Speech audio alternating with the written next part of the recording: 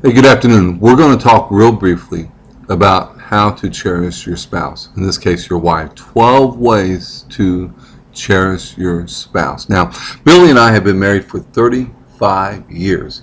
I would like to tell you that they have been all great years, but they have not. Some have been very difficult years, basically because I was a jerk.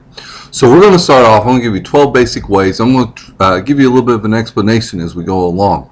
If you will do these 12 things, I can promise you that your marriage will reach new heights. Now, when I say this is only a starting point. It is by no means an ending point. But if you do these 12 things, I promise you that your marriage will be so much better. One of the things is to sacrifice for your spouse. When was the last time, as a husband, that you sacrificed for your wife? When was the last time you gave her the biggest piece of pie, for example? Or you let her sit first? Or you let her watch a TV program even when your favorite TV program was on? Monday Night Football could be a good example for that. The second one is this, is listen to your wife. When was the last time that you actually sit down and you listen to what your wife was saying, that you hung on the words that she was saying, that you actually made eye-to-eye contact as you were talking to your spouse? You know, gentlemen, really, this is really very sensual for your spouse as well, because you are actually listening to her. Oftentimes we will hear what our spouse says, but we do not listen to what our spouse says.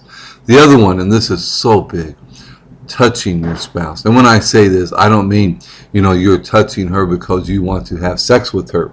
A lot of times your spouse knows that whenever you touch her, or the only time that you touch her, is whenever you want to have sex with her. When was the last time that you just gave the little touches? That you held her hand, or that you just touched her and didn't expect anything in return, but it was just fun just to touch. Remember when you first got married?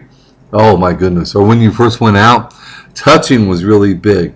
But it seems like the longer that we're married, we seem to lose that particular adoration for our wives. The other one is to be with her in public. Man, I tell you, I absolutely love to be with Billy in public. I love to show her off. I love to hold hands with her when we're walking. I will even walk, and it's so funny, I'll share a personal thing with you.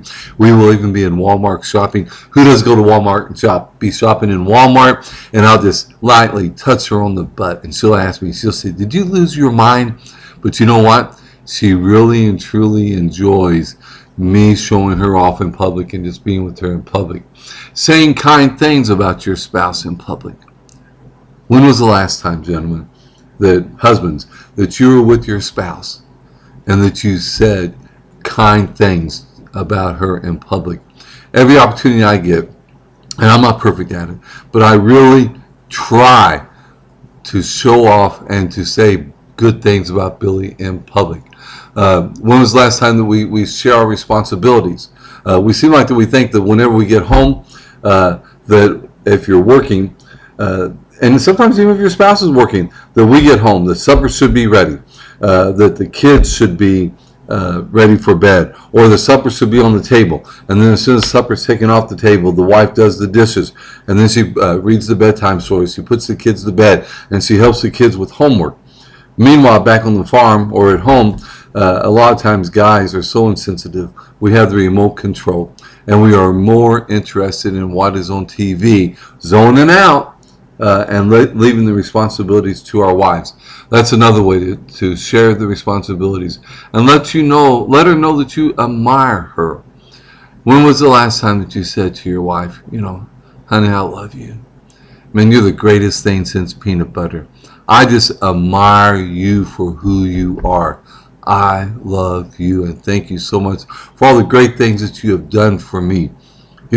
We show a lot of admiration, and we admire other people and other things. We'll talk about our sports teams. In my particular case, it's the Dallas Cowboys, so I don't have a lot to talk about. But however, when was the last time that we really showed that admiration and show respect in public to your spouse? It's so important to show respect. just to show respect to your wife, to let her know that she is number one, and doing that in public as well.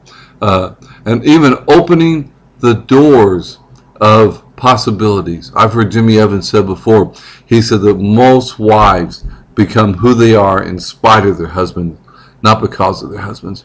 And that is such a sad commentary. We should be the air underneath her wings to make her the better person. And being an understanding father, it's so important to take that responsibility of being a father, to understand your kids. Oftentimes, the wife has to be both the father and the mother. And she's responsible for one, gentleman. I just want to encourage you today to be the understanding father. And again, opening up the doors of possibilities for your wife. Taking time to be alone. You know, you're alone with something. Now, I want to repeat that again. You are alone with something.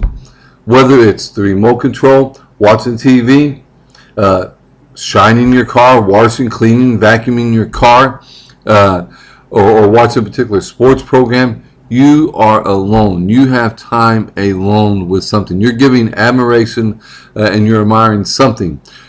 Let me encourage you today. Take time to be alone with your spouse. Your wife needs to have time alone with you. And it's impossible to get close to your spouse if you never spend any time alone. And the last one, and I feel like this one is so important, be the spiritual leader in your household. Be the spiritual leader in your household. I mean, even if you're not the big time prayer warrior, and I understand that, say a prayer for your children. Lead them in prayer at the table. Be thankful for the things that you have. Be the spiritual leader in your household. You know, for your wife, when you go to church and you're taking your family to church, you are, as my wife says all the time, she says, that is just hot, hot, hot. It turns her on to know that she has a spiritual provider in her household. And you might say to me, well, I can't pray. You don't have to pray a long prayer. You really don't. You can sit down and have the family devotions. Well, I'm not a good reader. Okay, then let your kids read. But you be the director for your household. These are just 12 tidbits that will actually make your marriage better and stronger. And I hope you take them to heart. Thank you.